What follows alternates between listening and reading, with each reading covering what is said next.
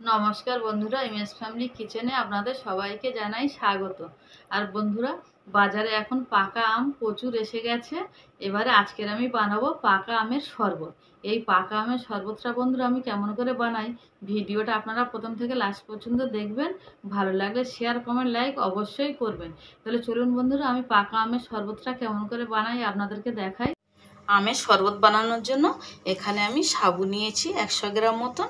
আর এই সাবুটা আমি ছোট দানা নিয়েছি, আপনারা চাইলে বড় দানা নিতে পারেন। জল বসিয়ে রেখেছি, জলটা গরম হয়ে গেছে।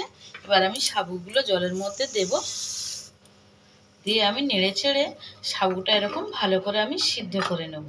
আর এই গরমের সময় বন্ধুরা এই শরবতটা খেতে কিন্তু ভীষণ ভালো লাগে। এই যে দেখুন, সাবুগুলো ভালোভাবে ফুটে গেছে। এবার যতক্ষণ না সিদ্ধ হবে আমি এরকম নাড়াচাড়া করতেই থাকবো। এই যে সাবুগুলো এদিকে ফুটছে, সাবুগুলো প্রায় হয়ে এসছে, আর 1-2 মিনিট হলেই হয়ে যাবে। এখানে এই দুটো বড় সাইজের আম নিয়েছি। আমগুলো আমি সাবু সিদ্ধ হতে হতে কেটে নেব।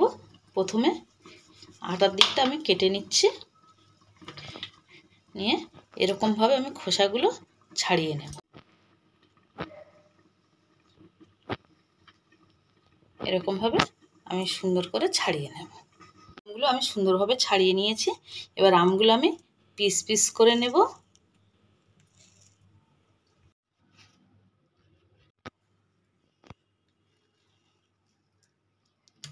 আমগুলো আমি সুন্দর ছোট ছোট করে কুচি করে কেটে নিয়েছি।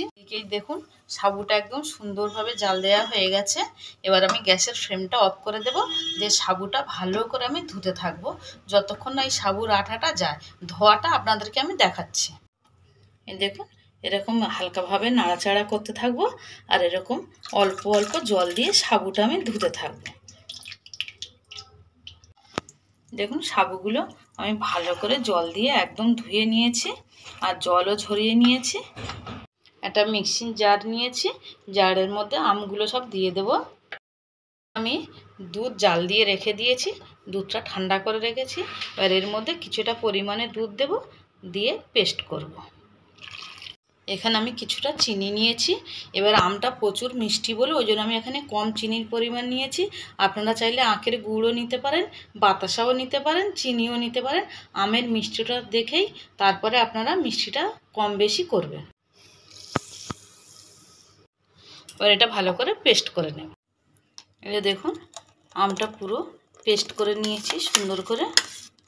এই যে এবারে দিয়ে দেব সাবু, এবারে দিয়ে দেবো কিছু কুচনো আম,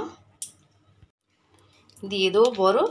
এই গরমের সময় এরকম শরবতের সঙ্গে বরফ থাকলে শরবতটা খেতে দুর্দান্ত স্বাদ হয়। সুন্দর করে এরকমভাবে ফেটিয়ে নেব। দিয়ে দেবো কিছুটা কাজু, কিছুটা আলমন্ড। এবারে সবগুলো আমি সুন্দরভাবে ফেটিয়ে নেব। আর বন্ধুরা, এই আমের শরবতের রেসিপিটা আপনাদের ভালো লাগলে অবশ্যই একটা লাইক করবেন, আর বন্ধুদের সঙ্গে বেশি বেশি শেয়ার করবেন। আর হয়ে গেছে সুন্দর করে ফেটিয়ে নেওয়া, এবারে খাওয়ার পালা। এই শরবতটা আপনারা কিন্তু ফ্রিজে 2-3 দিন ভর রেখেও খেতে পারেন।